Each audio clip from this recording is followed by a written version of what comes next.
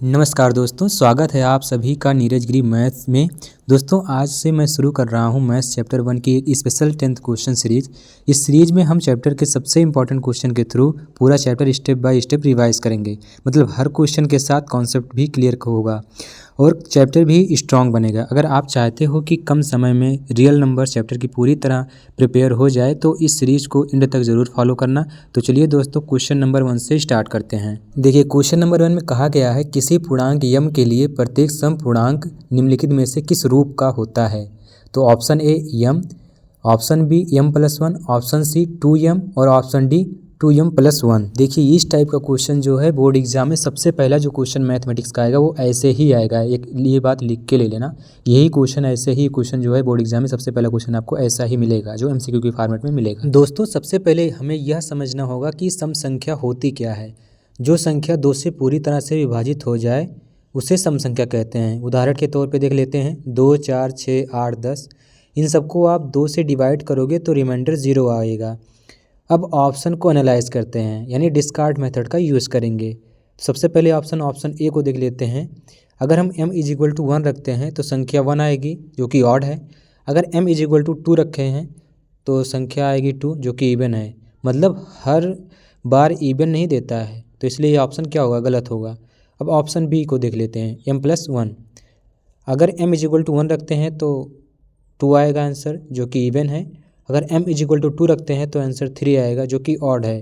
तो कभी even they रहा है तो कभी ऑड दे रहा है, तो ये भी ऑप्शन सही नहीं होगा। अब बात करते हैं ऑप्शन नंबर सी की, 2m। अब ध्यान से देखो, अगर m = 1 रखते हैं तो आंसर आता है 2। अगर m = 2 रखते हैं तो आंसर आता है 4। अगर m = 3 रखते हैं तो आंसर आएगा 6। तो हर केस में संख्या 2 से डिविजिबल है, मतलब हमेशा इवन आएगा।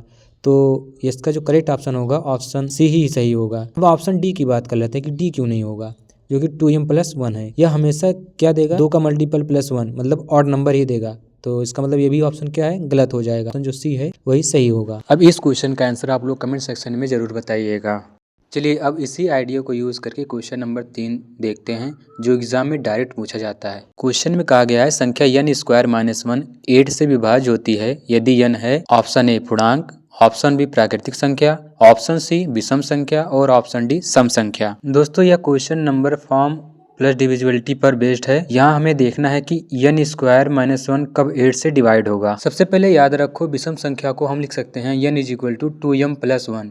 अब इसे एक्सप्रेशन में पुट करते हैं। अब n की वैल्यू 2m+1 रखने पर n² तो इसका 2m+1 का होल स्क्वायर जब ओपन करेंगे तो हो जाएगा 4m² + 4m+1। अब n² - 1 में रखेंगे तो 4m² + 4m होगा। उसके बाद फिर 4m कॉमन ले लेंगे, उसके बाद आएगा m+1।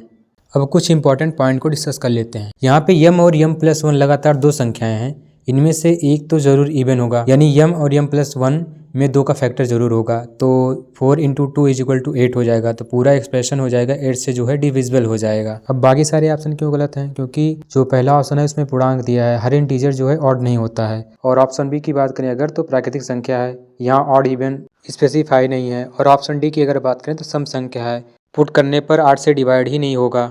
अब एग्जाम में शॉर्ट में याद रखना हो तो कैसे याद करोगे, ऑड नंबर यानी n² - 1 हमेशा 8 से डिविजिबल होगा। यह रिजल्ट डायरेक्ट MCQ में आता है। अब चलते हैं क्वेश्चन नंबर 4 की तरफ, जहां हम HCF का कॉन्सेप्ट यूज़ करेंगे।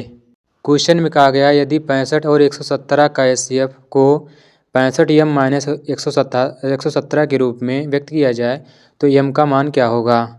तो ऑप्शन में दिया गया है ए ऑप्शन 4, ऑप्शन बी 2 और ऑप्शन सी 1 और ऑप्शन डी 3। दोस्तों यह क्वेश्चन पूरी तरह से HCF यूक्लिड डिवीजन एल्गोरिथम पर बेस्ड है। सबसे पहले हमें निकालना होगा 65 और 117 का HCF। चलिए इन दोनों का यूक्लिड मेथड से HCF निकालते हैं। सबसे पहले 117 का HCF निकालेंगे तो इसको हम लिख सकते हैं 65 × 1 + 52। उसके बाद 65 को हम लिख सकते हैं 52 × 1 + 13। उसके बाद 52 = 13 × 4 + 0। अब रिमाइंडर 0 आ गया तो HCF क्या होगा, 13 हो जाएगा। अब क्वेश्चन वाली कंडीशन लगाते हैं, दिया है 65m - 117 जो है HCF के बराबर है। तो हम इसको लिख सकते हैं 65m - 117 = 13। जब इसको और सिंप्लीफाई करेंगे तो 65m = 130 हो जाएगा और 65 दूना 130 होता है, तो m की वैल्यू 2 हो जाएगी। तो इसका जो फाइनल आंसर आएगा वो आएगा ऑप्शन बी, आंसर जो होगा 2 सही है इसका। अब एग्ज़ाम के लिए एक खास टिप्स है जो बहुत ज़रूरी है।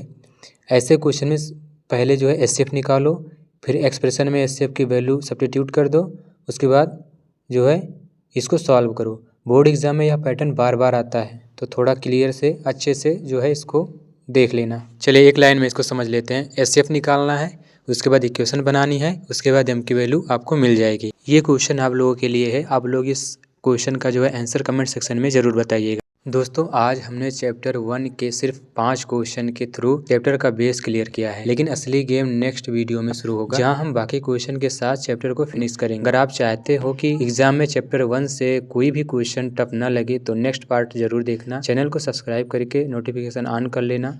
मिलते हैं अगली वीडियो में, तब तक के लिए पढ़ते रहिए, मचाते रहिए। जय हिंद।